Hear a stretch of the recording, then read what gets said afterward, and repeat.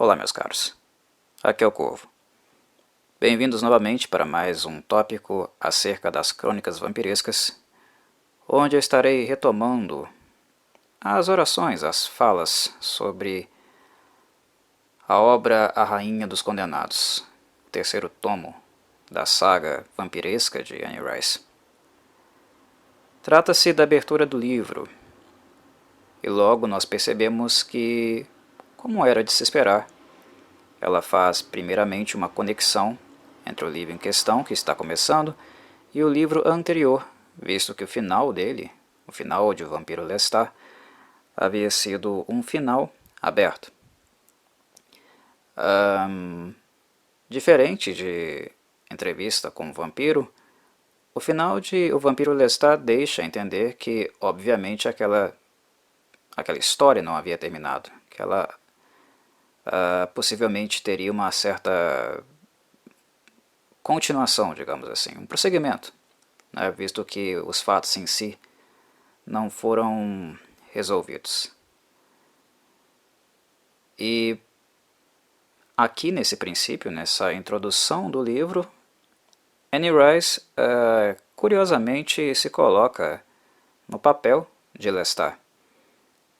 E quando eu digo se coloca, é algo realmente interessante, porque a sensação que nós temos é que ela usa a personagem, né? Ela se veste de Lestat para conversar conosco. É uma sensação mista. Pelo menos para mim foi uma sensação ambígua mesmo, de que durante as palavras, durante a introdução que ela faz, a figura de Lestat e dela própria, enquanto escritora e pessoa, se misturam. É como se ela estivesse vestindo o seu personagem para nos fazer a introdução do livro, nos relembrar um pouco dos acontecimentos anteriores, das motivações que levaram àqueles acontecimentos, aqueles fatos apresentados no tomo anterior, e a partir daí revelar para nós quais seriam os planos dela para a sequência da sua narrativa, dos acontecimentos que vem a ser o palco, né, deste livro em questão, de A Rainha dos Condenados, que obviamente está se encontrando, né, está ambientando o despertar da vampira, né, a principal vampira, a principal entidade da obra, que é a Caixa, né, a fonte, digamos, do mal, das trevas. Bem, a princípio, ao vestir Lestat, o movimento é um pouco interessante porque, não apenas no sentido de introduzir, né, o que virá e de onde viemos, ela, de maneira resumidamente também, acaba reforçando, né, aquilo que intimamente motivou os personagens a fazer o que fizeram nos dois livros anteriores, né, que nada mais são do que confissões, né, confissões diários, e também produções que nós podemos dizer que são fruto, né, de sua vaidade. Em relação a Louis, eu creio que Entrevista com o Vampiro é algo mais voltado a uma confissão, né, é mais uma tentativa de lidar com os seus próprios pecados, né, com as suas próprias condenações, que ele mesmo se faz, né, naquele processo culposo de purgação contínua que o personagem sempre lida, né, é como se ele fosse um bandido, né, um maldito que ali estivesse se confessando mais uma vez, porque isso é uma característica recorrente, né, na personagem do Louis. Então Daniel Molloy é mais um ouvinte das suas confissões, né, pelo menos é assim que a narração, né, que a fala dele se organiza, e com a leitura do livro nós vamos compreender porquê, ao conhecer a personalidade dele e os fatos, né, que estruturaram a sua mente. E em relação ao Lestat, nós vemos que, embora também seja um ato de vaidade, aqui a vaidade ela é muito mais digamos, colorida, mais intensa, mais clara do que no caso do Louis, porque é uma vaidade que se mistura também a níveis gigantescos, né, com o orgulho. Vampiro Lestat é um livro que traduz muitíssimo bem quem é o Lestat, né? O Lestat, como eu costumo dizer, costumo sempre afirmar, ele é o queridinho da Anne Rice, né? Ele não era o personagem principal do primeiro livro dela, mas ele acabou se tornando, né, da saga dela, da saga de livros dela. Ele é o personagem mais importante da saga, aquele personagem que ela endereça mais amor, mais atenção, né? É o preferido dela, é o filho dela, digamos assim, é o grande queridinho da saga dela. Isso não quer dizer que ele seja o melhor personagem da saga, né? O vampiro mais interessante da saga. Isso vai do gosto de cada um, né? Isso vai dos gostos particulares que os leitores da Anne possuem, né? No meu caso, o Lestat está longe de ser o meu personagem favorito dos vampiros que ela escreveu, porque ele é um babaca para mim. Eu vejo nele um babaca, nada mais do que isso, uma criança, um imaturo que séculos se passam, né, um após o outro, né, e ele simplesmente não amadurece. O Lestat é uma criança atenta, né, ao mundo ao seu redor, aos seres ao seu redor, ciente deles, né, e que ao mesmo tempo tem uma necessidade, né, uma demanda contínua e intensa por atenção, né. O Lestat é um viciado em atenção, né, é um crybaby, digamos assim, né. Veja-me, perceba-me, ame-me, né. Ele sempre quer ser alvo de tudo, de toda a atenção que ele pode ter e ser colocado também em patamares, né, em locais onde o seu ego seja valorizado, né, a sua autoimagem seja valorizada. Pessoalmente, do ponto de vista pessoal, né, embora seja o principal personagem das crônicas vampirescas, Lestat jamais foi e jamais será o meu personagem preferido, porque ele é um narcisista, ele é um grande narciso, ele é um egocêntrico, e que na maior parte do tempo, né, na maior parte da história, a tendência é que ele sempre colocará a si mesmo, né, e os interesses pessoais, os desejos mais íntimos dele, na frente de todos, independente das consequências disso. São coisas, né, que pelo menos usando aqui o recorte dos 3 livros em questão, do primeiro, do segundo e do terceiro, são coisas que nós vemos ficar bastante claras. Ele é um narcisista, né? Ele está no céu e ele está na terra, não tem nem outro aqui, né? É como se as coisas fossem apêndices, né, continuidades do desejo dele, e pelo menos ele age assim. E quando aparece alguma coisa que rompe com essa necessidade dele, que faz uma cisão entre o mundo e o cordão umbilical que ligou o mundo a ele, ou que fez o mundo girar em torno dele, quando aparece alguma coisa que rompe com isso, uma coisa que se coloca diante disso, ele reage da maneira como vocês estão acostumados a acompanhar. Muito mal, né? Ele se rói, né? Se amargura, né? É movido a respostas emocionais muito inadequadas, né? Inconsequentes, né? Ações que, de certa maneira, levam outras pessoas a se dar mal, né? Porque as consequências das ações dele, em virtude desses desapontamentos, dessas frustrações, levam a efeitos colaterais muito graves. E uma coisa que nós vemos repetir constantemente, desde que o Lestat era humano, né? Sempre foi assim, né? O episódio dele com a mãe, com a Gabrielle, reforçou isso, né? Com a história com o Louis, reforçou isso mais uma vez. E depois que ele de fato volta para a sociedade, né? Quando os poderes dele são recuperados, né? Depois de Louis e Cláudia terem destroçado ele completamente em entrevista com o vampiro, depois de anos e anos fragilizado e até mesmo mentalmente, né, porque o processo de transição dele entre o mundo clássico e o moderno não foi bem feito, né. Depois que ele começou a se tornar um pouco mais ciente do mundo e o poder dele a retornar, encontrar a entrevista com o vampiro nas bancas, né, um livro de sucesso, porque o Daniel Molloy ele fez, né,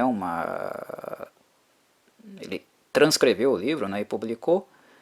Isso fez algo previsível com Lestat, né, algo muito esperado para quem o conhece, que foi despertar nele um ciúme, né, absurdo, porque ali diante dele, Louis, né, o seu pupilo, ou quem deveria ter sido seu pupilo, com o livro Entrevista com o Vampiro, tinha ganhado uma notoriedade muito maior que ele, e ele não suporta isso.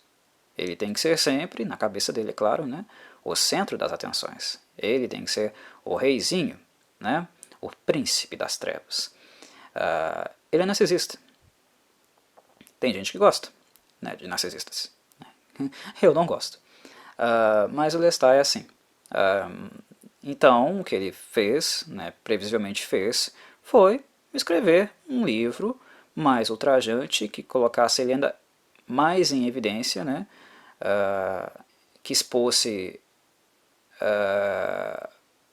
deixasse claro, né, evidente, escancarado, escrachado para o mundo coisas mais graves, né, da perspectiva dos vampiros, né, do ponto de vista dos vampiros, do que aquelas que o Louis já havia deixado, naquelas que o Louis já havia exposto. Em entrevista com o vampiro, o Louis expõe a existência dos vampiros. É algo considerado muito grave, partindo do princípio que os vampiros se organizam de forma a serem criaturas, né, dissimuladas, escondidas, né, nas sombras na sociedade humana. Eles não querem ser conhecidos e por razões óbvias. Lestat, não satisfeito, né, e querendo superar a ultrajante posição, né, de Louis, com a revelação desses segredos milenares, ele não apenas reforçou isso, como ele expôs a fonte do poder deles. E, obviamente, né, ao expor aqueles que devem ser conservados, né, ao expor Akasha e Enkidu, ele também expôs a única fraqueza dos vampiros, né, a destruição do pai e da mãe, que já no primeiro capítulo de A Rainha dos Condenados, isso cai por terra, né, porque Marius descobre que o Enkidu não é a fonte, mas a Akasha é, algo que não estava muito claro no livro anterior, né, acreditava-se que possivelmente seria o Enkidu a fonte, mas não, é a Akasha. Quando o Lestat expõe a existência do pai e da mãe, né, ele expõe também a origem dos vampiros e possivelmente a maneira de destruí-los. Destrói a fonte, elimina-se todos os vampiros restantes. Ele revela, né, o papo, né, o encontro sigiloso, íntimo que ele teve com Marius, né, e também revela nesse ato, né, quanto Marius também foi ingênuo com ele, né, ao revelar algo tão importante, justamente para um grande narciso, um grande umbigo ambulante que ele é.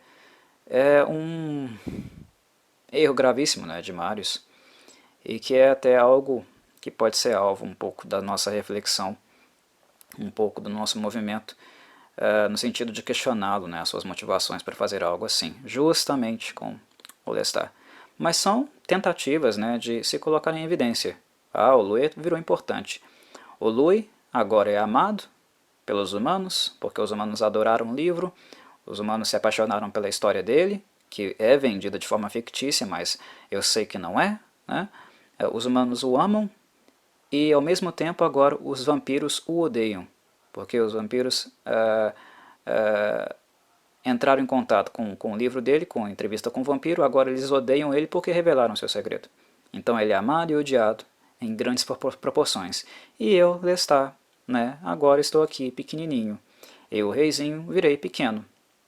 Então eu tenho que escrever um livro mais ultrajante do que aquele que o Louis escreveu.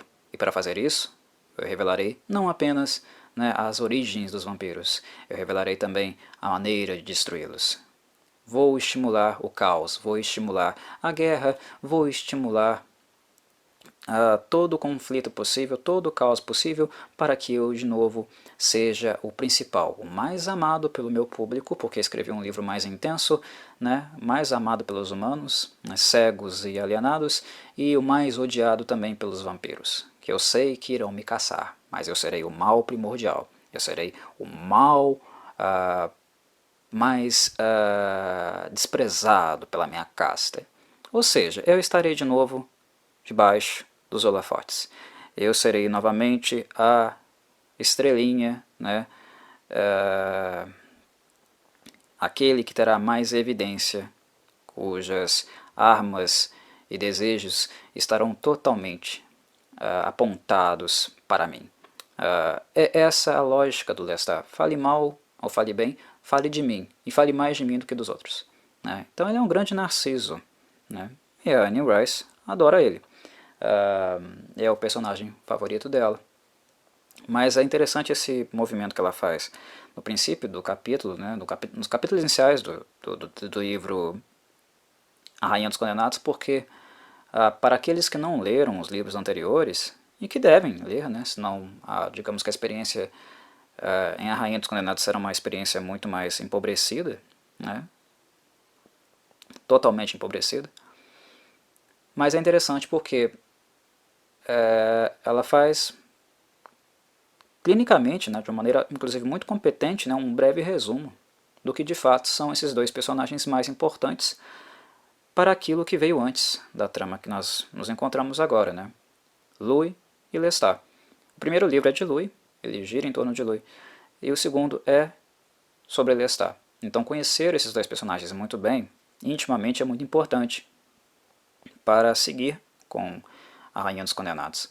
E ela faz isso de uma forma muito interessante, vestindo a roupa de Lestat, vestindo a pele dele, se colocando como ele, introduzindo esse passado. E aí passando o bastão, né, que é algo que gratamente ela fez. Porque depois que você lê um livro com o Lestat verborrágico, falando o tempo inteiro, se auto-afirmando o tempo inteiro, se colocando sempre como vítima e blá blá blá, né, aquela churumela dele, porque ele não é mais o especial e o preferido, ele é o mal compreendido. Depois de um livro inteiro lendo aquilo, né, a princípio passa a ser algo mais atrativo, porque, querendo ou não, Entrevista com o Vampiro não nos deu muitas pistas em relação ao passado do Lestat e as origens dele, as dimensões do personagem dele. Então é isso que faltava, era um caminho natural esperado que o Vampiro Lestat fosse seguir por aí, era necessário. E depois de um livro inteiro disso, um livro só de Lestat,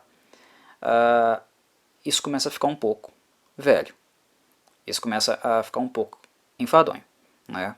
Porque é um eu o tempo inteiro, que cansa, né? Ô filho, desce, né? As coisas não giram só em torno de você, não. Então imagina se a Rainha dos Condenados fosse apenas voltado novamente para o olhar de Lestat. Porque o que nós temos é olhares. O primeiro livro é um olhar de Louis, o segundo livro é um olhar do Lestat. Se o terceiro continuasse também apenas com o olhar dele, pelo menos para mim ficaria muito enfadonha. Mas aí ela já anuncia que ela não fará isso gratamente, né? Que ela continuará expandindo um pouco o universo dela, né? O mundo dela, dos vampiros dela, para outras figuras importantes, né? Outras figuras que nós precisamos também do seu parecer, do seu olhar, para que nós tenhamos uma percepção mais completa da história, né? Uma percepção mais completa desse universo, e não apenas, né, uma avaliação unilateral de um vampiro como o Lestat. Então ela usa o Lestat, né, a personagem, para introduzir, eu estou aqui, mas agora, neste momento, eu irei me retirar. Vou me retirar um pouco para que vocês conheçam outras pessoas que também estão envolvidas nessa história. Né? E o que vai acontecer aqui em A Rainha dos Condenados, pelo menos no primeiro momento, até que eles se unam, né, se reúnam, até isso acontecer, é as outras versões, as outras visões que os vampiros, né, principalmente os mais antigos, né, tem daquela noite fatídica do show de rock da banda do Lestat, né, até que a caixa comece a tocar fogo em todo mundo. Basicamente é isso, né? Outros olhares, outras percepções, principalmente também percepções acerca do comportamento do Lestat, porque ele tem uma visão sobre si, né? Ele tem uma maneira de fazer uma leitura sobre ele mesmo, né, de avaliar ele mesmo. E outras visões externas são importantes para que nós entendamos e conheçamos um pouco melhor, inclusive, o personagem dele. Então é o que ela vai fazer aqui, passar o bastão. E isso é ótimo, ótimo, né, porque só tem a enriquecer o livro dela e o que de fato funciona, né. Vocês vão acompanhar nos movimentos seguintes, né, nos capítulos seguintes, um enriquecimento de perspectivas em relação a um mesmo evento e aquilo que virá após ele. Partindo daí, então, passando o bastão, o primeiro a pegar o bastão é o Marius, né? Ele retorna, ele volta a ficar em evidência, mas agora de uma forma mais íntima, né? Uma forma mais pessoalizada, porque, querendo ou não, o contato que nós temos com o Marius em Vampiro Lestat é através da narração, da narrativa, do testemunho que o Lestat fez em relação ao encontro que com ele, né, e a descoberta do pai e da mãe, né, daqueles que devem ser preservados, Akashi e Enkidu. Inclusive também, né, revelando, né, a promessa que ele havia feito de não revelá-los, algo que ele quebrou, algo que ele traiu. E esse primeiro momento com o Marius é a revelação de como ele é atingido por essa série, né, de revelações do Lestat, por essa atitude absurda, né, irresponsável, inconsequente que ele tem, típica dele, e como ele recebe essas coisas. E é interessante como o Marius não se afeta muito por isso, né? É até surpreendente como ele não se afeta, como ele não fica explosivo, possesso, né, com essa atitude do Lestat. Isso não era claro, inclusive, para o Lestat, né? Quando o Lestat está fazendo as revelações para o mundo, né, não apenas para os vampiros, mas para o mundo, para os humanos também, há momentos que, durante a narrativa dele, a escrita dele, do livro dele,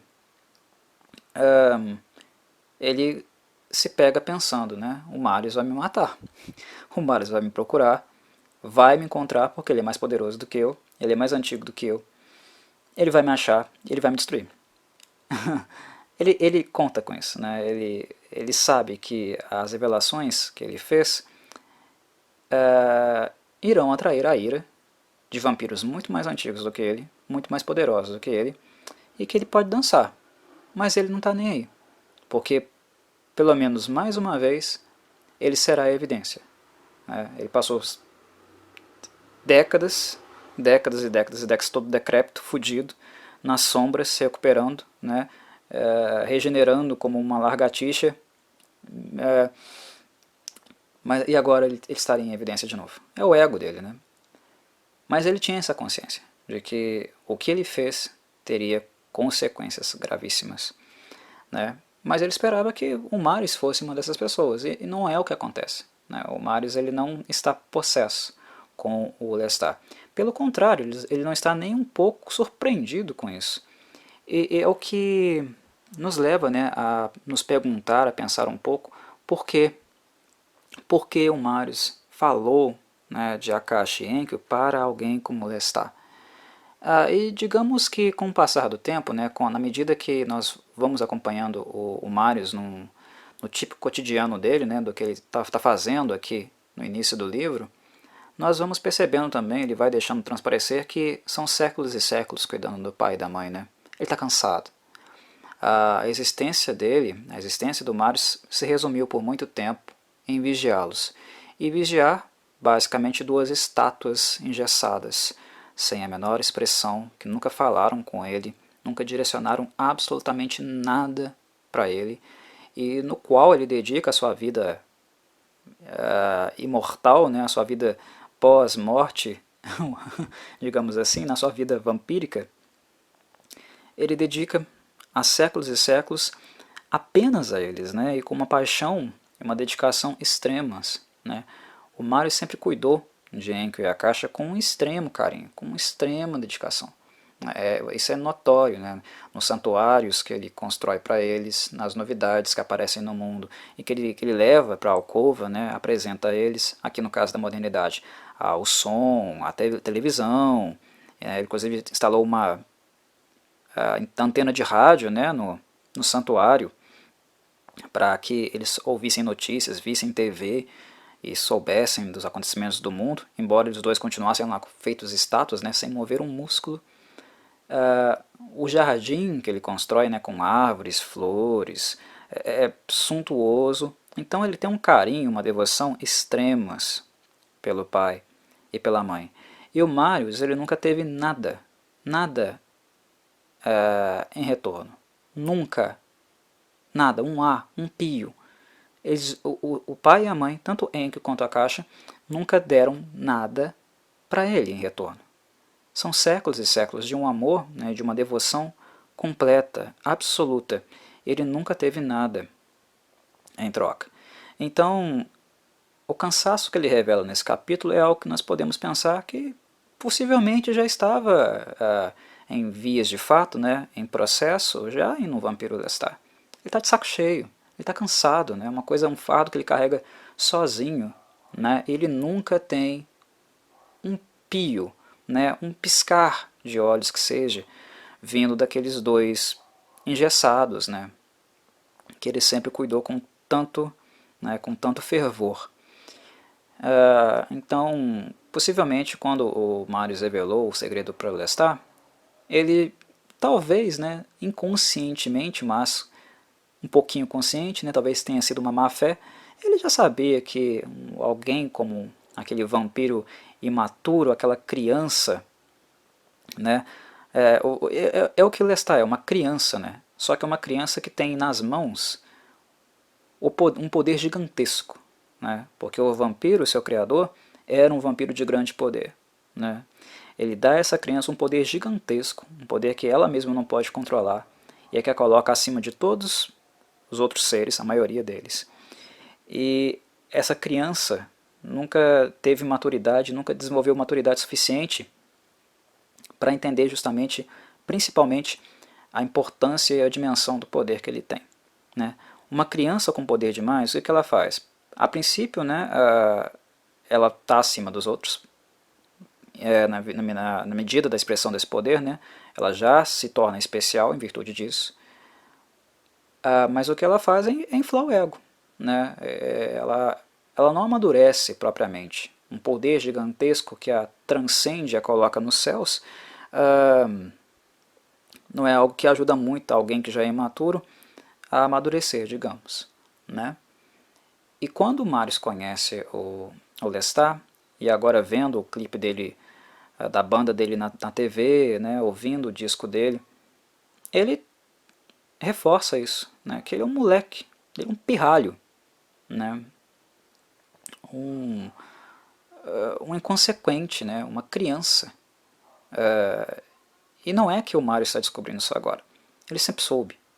Né, então é o que me faz pensar, o que me faz cogitar que a própria revelação que ele fez no livro anterior já era uma espécie, né, um processo de sabotagem da vida, né, do resumo de vida que o Marius tinha, que era cuidar exclusivamente do pai e da mãe.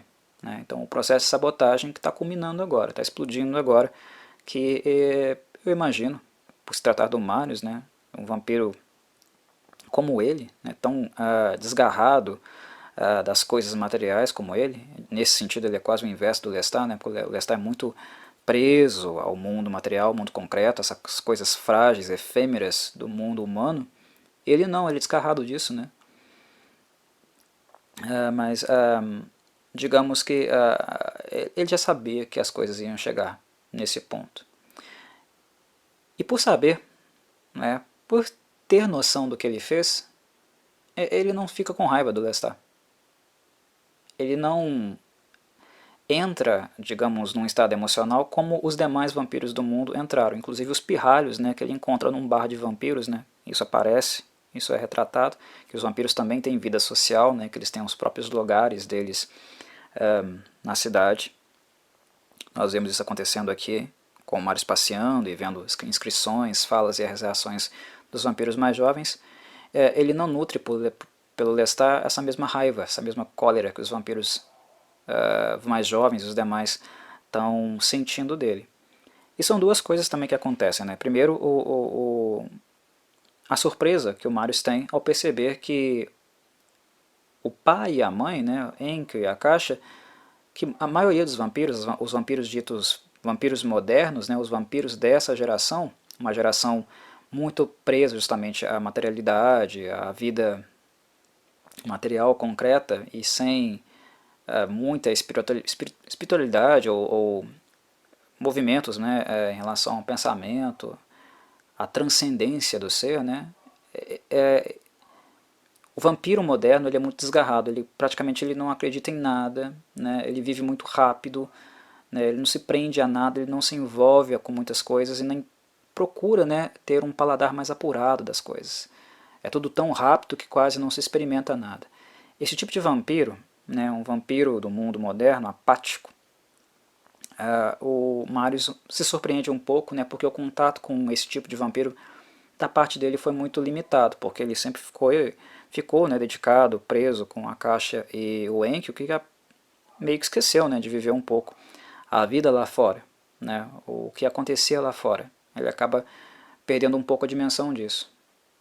E quando ele encontra os vampiros, né, quando ele passa a se misturar novamente e ter breves contatos com vampiros mais jovens, né, ele passa a se surpreender, a se espantar como eles não acreditam em nada. E mesmo com o Lestat escancarando essas coisas na cara deles, né, que o pai e a mãe existem, eles são céticos, eles são desgarrados, né, eles praticamente vivem um momento, a emoção, eles vivem o hoje, o aqui e o agora. Eles não têm nem muita perspectiva de futuro, eles não pensam lá na frente, como pouco são influenciados ou procuram inspiração no passado, naquilo que a história nos ensina, né? Naquilo que a história pode nos enriquecer enquanto experiência, né? E ser fruto para nossas reflexões, para assim nós construirmos um futuro mais reflexivo, né? Um futuro mais esclarecido, digamos assim. Os vampiros modernos, para o Marius, eles são efêmeros demais. Isso também assusta ele, né? Ele estranha, né? Como talvez o Lestat tenha razão ao tentar de alguma forma colocar fogo no parquinho, né? Para que talvez alguma reação, né? Algum corpo reaja e saia dessa total apatia, sem graça e sem sentido, né? Sem sentido existencial, eu diria, né? Não tem sentido a existência, que os vampiros e os seres humanos se afundaram, né? Mergulharam nessa coisa completamente sem tato, sem paladar, de sentido praticamente morto, né? É uma apatia da geração, né? do século, da era, né? Uma falta de sentido existencial, né? Uma falta de paladar, de sensação, de paixão mesmo, né? com as coisas grandes e pequenas. Né? Então Marius, digamos que encontra isso também, até se espanta. Mas ele também revela, a segunda coisa, né, o segundo movimento aí, ele também revela o quão odiado o Lestat está sendo, né, o que era previsível de acontecer. Esse passeio que a gente tem com o Marius é interessante, porque ele vai revelando, digamos assim, um pouco, né, da reação que o mundo tem às manifestações do Lestat. Porque uma coisa é nós esperarmos reações do ponto de vista dele, outra é a gente ver as reações na apresentação desses outros vampiros, desses outros personagens, né? E é interessante que nós vemos ambas as coisas, né? Uma reação exacerbada, vamos matá-lo, vamos destruí-lo, ele é o mal, né? Ele revelou nossos segredos, ele não pode viver, ele não pode existir, como nós ainda permitimos que Lui e Lestat existam, né? Essa é uma das posturas, e tem uma outra postura de que, e daí? Deixa pra lá, vai dar nada não. É aquela postura de que não se foi afetado.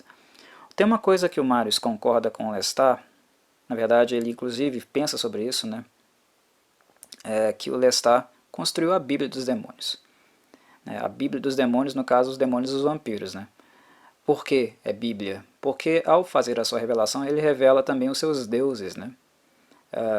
A sua essência, aqueles que deveriam ser adorados como deuses, né? Enki e Akash, porque eles são a fonte de tudo, e sem eles os vampiros não existiriam. Então é de certa forma uma Bíblia, né?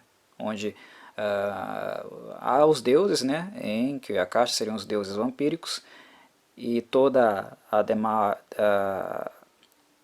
todos os demais, né? O resto da casta dos vampiros deveriam prostrar-se diante deles, né? Protegê-los, adorá-los, porque eles são a base, a essência da existência deles. Isso é interessante e também, de certo modo, vai de encontro com as coisas que eu estava falando, porque o mal do século também, né, pelo menos na visão dos vampiros aqui, né, os vampiros mais antigos, é que a falta da crença em coisas que possivelmente estariam acima dos humanos, né, é algo visto e sentido pela geração atual. A geração atual não acredita em deuses, ou não acredita em transcendência. Na verdade, é uma postura onde tudo está centralizado apenas neles, né? Nos humanos, nos vampiros. É um culto do eu, né? Um culto das personalidades. Não se acredita muito em algo transcendente, né? Então, quando nós falamos em uma noção bíblica dos vampiros, né? Dos deuses vampíricos, que seriam Akash e Enki, nós estamos falando também da possibilidade de rompimento, né, desses vampiros, na verdade um rompimento com esses vampiros, né, que cultuam as personalidades a eles mesmos, né, e vivem como se não houvesse nada além do que aquilo que eles conhecem, né. Então é uma possibilidade de contato com algo que os transcende de alguma forma, que está para além deles e não apenas aquilo que eles acreditam que conheçam, né, sobre o mundo, sobre as coisas, né. Então é um processo de ruptura mesmo. Aqui está, meus caros, né. Vocês acham que conhecem tudo, que são a fonte do poder, né, que nada os toca, que não há nada além de vocês, né, que como imortais, né, superiores aos seres humanos, vocês atingiram o seu ápice, né, na existência? Não. Aqui está a minha Bíblia, né. Aqui está o Vampiro Lestat, né, o livro, o Vampiro Lestat, a Bíblia, no caso, vampírica, né, porque é o livro que apresenta os deuses dos vampiros, aqueles que deveriam ser preservados, aqueles que deveriam ser cultuados, adorados, amados incondicionalmente, né. Então é a apresentação de algo além da compreensão dos vampiros. E é claro, isso irá causar comoção em alguns que não conheciam eles, né, e a apatia também de outros que, independente disso, continuarão vivendo suas vidas, né? Suas vidas após a morte, como estavam vivendo anteriormente, sem nenhum efeito, digamos, marcante assim. Em relação àqueles que devem ser preservados, né, não são muitos vampiros que têm realmente noção, consciência deles, né? Quem tem, no caso, nós iremos conhecer aqui, né, no livro A Rainha dos Condenados, porque, de certa forma, né, trata-se justamente daqueles que nos contam a história, né? São aqueles personagens que são apresentados, que nós acompanhamos, e eles nos apresentam a história, inclusive as origens de tudo relacionado aos vampiros. Serão eles os protagonistas, né? Então, são eles que de fato conhecem um pouco ou têm alguma dimensão, né, da existência dessa fonte, dessa origem, e sabem um pouco, né, o que de fato é a caixa, né, de onde ela vem. Alguns sabem mais, outros menos, né. A maioria deles, que já são poucos, né, estão mais ou menos na dimensão de conhecimento que o Marius está, porque o Marius conhece muito, né, extremamente mais do que a maioria de todos os outros vampiros do mundo, mas o conhecimento dele ainda é limitado. Tem respostas que ele ainda não pode proporcionar. Alguns outros vampiros do livro, né, terão mais respostas e mais esclarecimentos do que o Marius pode proporcionar. Né? Tem essa apresentação aqui também porque é o livro fatídico, né, da trilogia, desses primeiros 3 livros, né, para apresentar de fato de onde tudo isso vem e finalmente, né, fazer frente àquele questionamento, àquela angústia, amargura, né, do Louis, né, que ele tinha e levantava desde o primeiro livro. Né, ele e a Cláudia procurando o mundo, vasculhando o mundo, né, à procura de vampiros que poderiam responder às suas perguntas, né, existenciais. O que somos nós, de onde viemos, por que existimos, para onde vamos. Todas aquelas questões existenciais do primeiro livro de Entrevista com o Vampiro, né, esse terceiro livro serve, de certa forma, para responder essas coisas. Bem ou mal, se responde bem ou mal, aí caberá a nossa avaliação, mas de certa forma, né, esse livro existe para poder fazer isso. Né, nós veremos essas coisas aqui. Mas através de poucos vampiros. Da própria Caixa, obviamente, né, porque ela é a razão do livro, a existência principal do livro, a razão dele de ser, porque é a partir dela que a revelação virá, e de outras pessoas que, vampiros no caso, né, que existiram no contexto histórico, né, no momento histórico dela, que são tão antigos quanto ela. Então essas revelações viram, né. Mas enfim, são elementos que enriquecem um pouco a percepção, porque nos fazem perceber também, né, que a dimensão do conhecimento e da maneira como o mundo é interpretado, né, como se lida com o mundo, sente o mundo e as próprias questões existenciais varia muito, né, de um vampiro para o outro, né, principalmente em relação àqueles que são mais velhos e àqueles que são mais novos. Os vampiros mais velhos, né, ou eles se tornaram criaturas completamente insanas, né, o tempo os venceu, ou eles se tornaram velhos demais também para perceber, né, pequenas nuances e diferenças de um mundo que é muito efêmero, né, muito trivial, banal para eles. Eles não se misturam com esse mundo mais. Eles realmente viraram entidades, né, no mundo em si. Eles estão acima, um grau acima em termos de percepção, conhecimento e avaliação. Né? Eles são mais sábios, digamos assim. Né? Se eles não foram derrotados pela loucura, eles se tornaram literalmente, né, oráculos, né, do tempo. Então é um contraste bastante interessante que a Rainha dos Condenados irá dar. E por fim, né, eu acho que a questão mais importante, não importante, mas talvez uma das mais marcantes também do filme é não a decepção, né, mas a confirmação da decepção do Marius como algo ainda mais cruel, mais absurdo, né, mais decepcionante, eu diria, do que ele poderia imaginar. Quando a Caixa desperta, a Caixa, a primeira coisa que ela faz é matar o Enkill, né? É isso que ela faz, ela suga o Enkill totalmente. E é algo que nos indica que o Enkill, né, como ele não era a origem, né, possivelmente o Enkill era um guardião. Mas o guardião no sentido de não guardar a Caixa ou proteger a Caixa. Na verdade era proteger todos os demais dela. Ele era quem possivelmente a continha, alguém que a mantinha controlada. O mal dela é gigantesco demais, né? O poder dela é gigantesco demais. E é um poder tão violento, né, tão desproporcional e tão voraz, né, tão animalesco, que ela em si é um perigo para todos. Né? Ela sempre foi um perigo para todos. E o livro, obviamente, né, irá revelar futuramente por que a Caixa é assim. Né? O que justifica, né, esse poder, esse comportamento, essa maneira de ser da Caixa. Isso o livro irá apresentar futuramente, então não vale a pena eu abordar isso logo agora. Mas essa é uma das primeiras revelações, né? Que o Enkidu era, digamos, alguém que continha esse poder. E que finalmente é superado. Finalmente ele é derrotado. Né? E a Caixa, sem a menor culpa, remorso ou hesitação, né? Ela suga completamente o Enkidu, né? Até que ele vire uma crosta de vidro. Né? Ela suga totalmente ele, até a última gota. Algo que assusta o Marius, né? Como ela pode fazer isso, né? Com o próprio parceiro. Mas aí que vem a decepção. E a maneira que vem, que essa decepção vem, que ela aparece, né?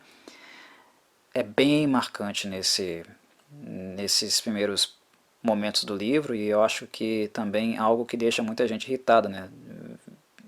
Completamente emputecido, né? Com a Caixa. Principalmente quem gosta do Marius, né? Ou quem tem sensibilidade a ponto de não compactuar com o que ela fez. Porque o que ela faz é muito cruel. Né? O Marius ele teve experiências anteriores, né? na noite que a Caixa desperta, né? Ele tem previamente algumas experiências que ele pede uma jovem, né, para gravar todos os vídeos do Lessard, fazer uma coletânea, né, do material artístico que passava na TV do vampiro, que depois ele iria apresentar para a Caixa. Né? Inclusive é um dos motivos, né, da Caixa despertar, a música do Lestat. Ela vem à tona muito em virtude, né, das fanfarronices, né, e da arte, digamos assim, que ele faz com a sua banda de rock. Mas assim, quando a Caixa desperta, o contato que ela tem com o Marius, né, é um contato totalmente impessoal. Ela não é como se ela não se rebaixasse ao nível dele. Ela se nega a ser ela se nega a falar com ele e ela só entra em contato com ele repetindo, né, o que ele havia dito para os outros.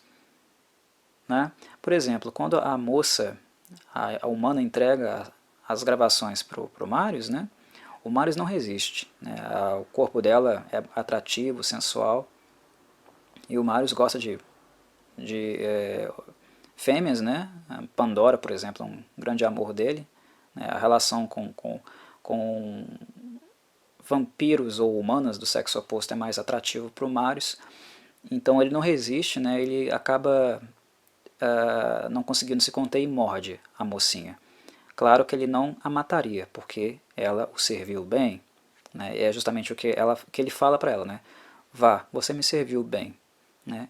E antes ele também incuta na mente dela, né? Ele dá uma sugestão mental a ela, né? Esqueça o que você viu, né? Ou algo nesse sentido. Ele apaga a memória dela em relação ao fato de ele ter se alimentado dela, né? Ele tem essa ação mental. Ele é um vampiro poderosíssimo, né? Então, quando a Caixa desperta, né? E depois de séculos e séculos que ele se dedicou tanto, né? Que ele se entregou tanto para ela, né? Ele esperava uma palavra que nunca veio, né, durante todo aquele tempo. E agora que ela está desperta na frente dele, olhando para ele, ele esperava no mínimo uma palavra. E ela não fala com ele. Na verdade ela fala, mas repetindo os pensamentos dele, o que ele havia dito para, por exemplo, a mocinha que deu para ele os vídeos do Lestat, para poder transmitir para ela. Ela fala para ele, você me serviu bem. Mas não é uma fala dela, é uma fala dele. Ela não se rebaixa no nível dele. Na verdade, ela está falando o que aqui? Que ele é um verme, é legado. Né? Que ele não significa absolutamente nada para ela. Assim como a mocinha. A mocinha foi o que do Marius? Gado. Né? A mocinha é alguém inferior a ele que o serviu bem. E a Caixa está dando um recado para ele, indiretamente. Né?